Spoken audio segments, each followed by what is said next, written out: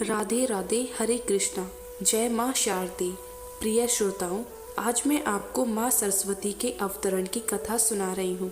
आप सभी जानते हैं कि आज वसंत पंचमी का पावन त्योहार है। माँ सरस्वती विद्या की देवी है, इसीलिए सभी छात्र इस दिन माँ सरस्वती की आराधना करते हैं। इसी दिन माँ सरस्वती जी का अवतरण हुआ है। सृष्टि के निर्माण के समय भगवान श्री विष्णु के निर्देश अनुसार श्री ब्रह्मा जी ने पृथ्वी लोक में मनुष्य योनि की रचना की। उसके बाद अपनी बनाई हुई सृष्टि को देखने के उद्देश्य से ब्रह्मा जी एक बार पृथ्वी लोक का चक्कर लगाने निकले। वहां उन्होंने मनुष्यों और वन्य जीव जंतुओं को देखा तो वह सभी शांत दिखाई दिए। बोलने की शक्ति उनमें नहीं थी, इसीलिए उनके जीवन में किसी तरह की कोई हलचल नहीं दिखाई दे रही थी। सब कुछ सूना था। ब्रह्मा जी को लगा मानो उनकी रचनाओं में कोई कमी रह गई। जब उन्होंने अपना कमंडल उठाया और उसमें से थोड़ा दिव्य जल वहां पर छिड़का, तभी वहां पर एक अलौकिक प्रकाश उत्पन्न हुआ और उस अद्भुत दिव्य अलौकिक प्रकाश के बीचों बीच एक चतुर्भुजी देवी प्रकट हुई। उन देवी के हाथ में एक वीणा थी और दूसरे हाथ वर देने की मुद्रा में था, तीसरे हाथ में पुस्तक और चौथे हाथ में माला थी। देवी ने अपने जन्मदाता श्री ब्रह्मा जी को प्रणाम किया और वहीं ब्रह्मा जी की मानस पुत्री सरस्वती जी कहलाई। तब ब्रह्मा जी ने देवी सरस्वती से कहा, देवी, इस संपूर्ण पृथ्वी के जीव जंतु केवल इधर उधर चल फिर रहे हैं, उन्हें वाणी तो प्राप्त ही नहीं है, इसलिए वह किसी से किसी प्रकार का कोई संवाद नहीं कर सकते। फलस्वरूप उनका जीवन निरस हो गया है।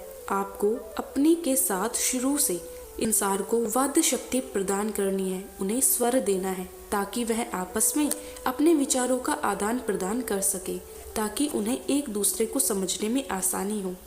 तभी पुत्री होने के नाते ब्रह्मा जी की आज्ञा का पालन करना देवी सरस्वती जी का परम कर्तव्य था। फिर उन्होंने अपनी वीणा के तारों को हल्के से छेड़ा, उससे जो मधुर ध्वनि उत्पन्न हुई तो सभी मानव जाति और समस्त जीव जंतुओं को मनवांछित वरदान मिल गया।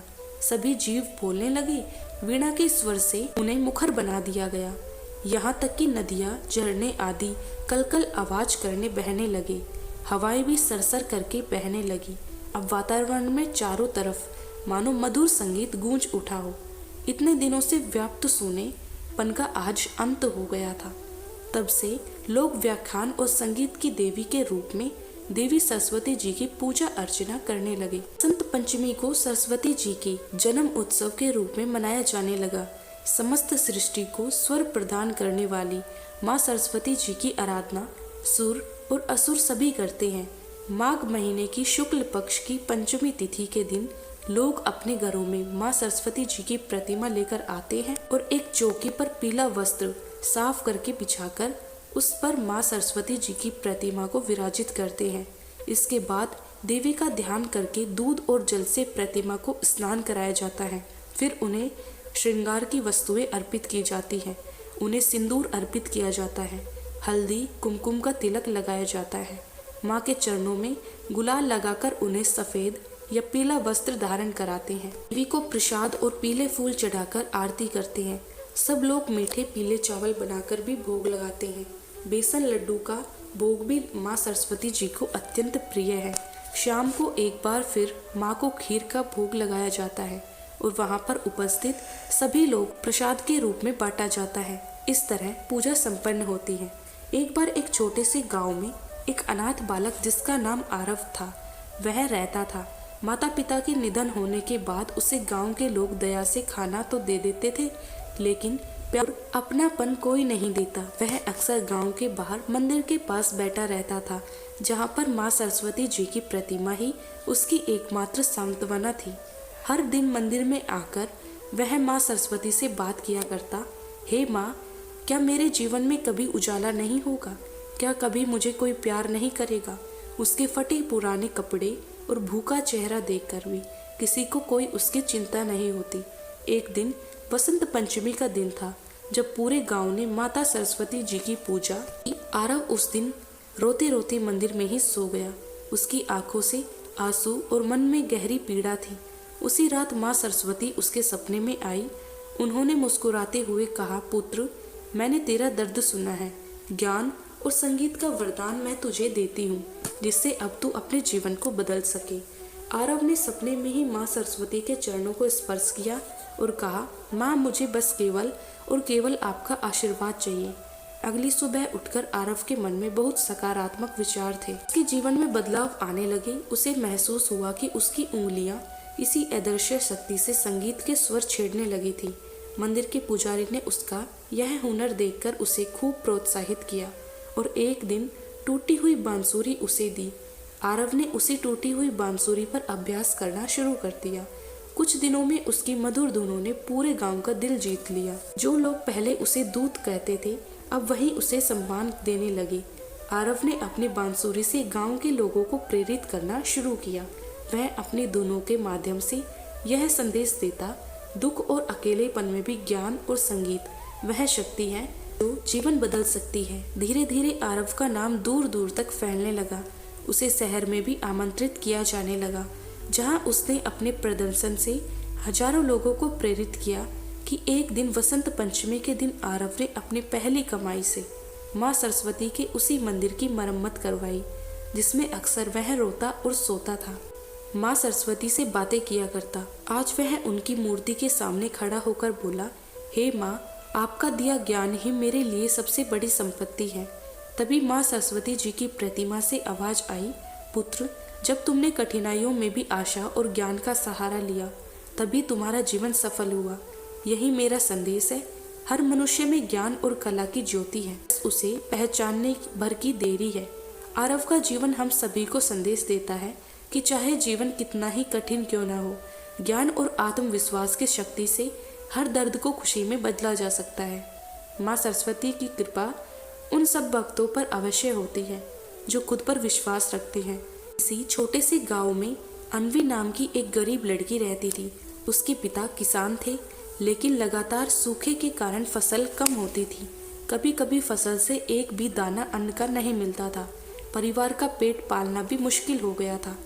माँ सिलाई करके थोड़ी मदद किया करती थी। अन्वी का मन पढ़ाई में बहुत लगता था, लेकिन मजबूर थी। स्कूल जाने के लिए पैसे जो नहीं थे, वह अक्सर दूसरे के फेंके हुए कागज उठाकर उन पर लिखने का अभ्यास करती और मंदिर के पास बैठकर पढ़ाई किया करती थी। गांव के लोग अक्सर उसका मजाक उड़ाते और कहते, पढ़ाई से क्या होगा, तेरी किस्मत में तो गरीबी ही लिखी है। लेकिन मासूम अन्वी का हौसला कभी नहीं टूटा। वह हर वसंत पंचमी पर वह माँ सरस्वती के सामने अपनी छोटी सी स्लेट ले जाकर उनसे प्रार्थना किया करती, हे माँ, मुझे ज्ञान का आशीर्वाद दीजिए। मैं खूब मेहनत करूंगी, लेकिन मुझे आप मार्ग दिखलाइए। फिर एक रात वसंत पंचमी के दिन माँ सरस्वती उसके सपने में आई। उन्होंने कहा, पुत्री, कठिनाइयाँ तेरे जीवन में आएगी, लेकिन तेरी लगन और मेहनत तुझे सफलता द्वार तक ले जाएगी। ज्ञान ही तेरा सबसे बड़ा धन बनेगा। अगली सुबह अन्वी ने निश्चय किया कि वह गांव के बच्चों को पढ़ाएगी और बदले में उनसे अपनी पढ़ाई का सामान जुटा के उनसे मेहनत से दिन रात पढ़ाई की। वह गांव के हर बच्चे को पढ़ाने लगी, जिससे अपनी पढ़ाई का खर्च निकाल सके। फिर भी गरीबी उसके पीछे थी। कभी कभी खाने को भी कुछ नहीं मिलता था, लेकिन अन्वी की आंखों में माँ सरस्वती के आशीर्वाद की चमक थी। बारिश में भीगी किताबें, टूटे पेन और फटे कपड़े उसकी राह में कभी रुकावट नहीं बन सके। फिर एक दिन शहर में एक शिक्षक ने अन्वी को देखा जब वह एक पेड़ के नीचे कुछ अनाथ और गरीब बच्चों को पढ़ा रही थी। उन्होंने उसकी प्रतिभा को पहचाना और उसे अपने स्कूल में स्कॉलरशिप दिलवाई। लेकिन यह सफ़र इतना आसान नहीं था। शहर में दूसरे बच्चे उसका मजाक उड़ाया करते, लेकिन क्योंकि वह गरीब और साधारण कपड़ों में रहती थी, अन्वी ने आंसुओं को छिपाकर दिल में माँ सरस्वती जी की मूर्ति को याद करके अपनी मेहनत जारी रखी। धीरे धीरे अन्वी ने अपने ज्ञान और मेहनत से सबका दिल जीत लिया। उसने अपनी स्कॉलरशिप के पैसों से गांव के बच्चों के लिए एक छोटी लाइब्रेरी खोली। जब उसने अपनी पहली परीक्षा में पूरे राज्य में पहला स्थान पाया, तो उसका नाम अब हर तरफ गूंजने लगा। आज वसंत पंचमी का दिन था और एक बार फिर से वह अपनी किताबें लेकर माँ सरस्वती जी के मंदिर में उपस्थित थी। कहने लगी, हे माँ, आपका आशीर्वाद ही मेरी ताकत है। आपने ही मुझे रास्ता दिखाया। मूर्ति में से फिर आवाज आई, पुत्री, जो खुद पर विश्वास करता है और हर कठिनाइयों में मेहनत जारी रखता है, उसे मेरा आशीर्वाद हमेशा मिलता है। तू अपने ज्ञान का प्रकाश दूसरों तक पहुंचा और जब अवनी माँ सरस्वती जी के आशीर्वाद और अपनी मेहनत से एक प्रसिद्ध शिक्षिका बन गई, फिर उसने गरीब बच्चों की मदद के लिए कई स्कूल खोले।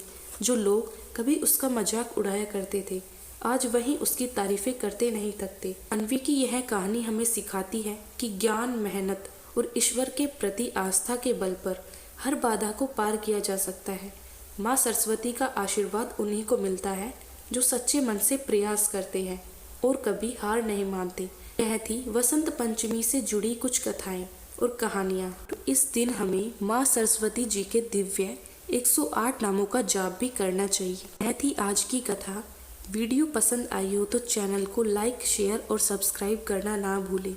जय श्री श्याम।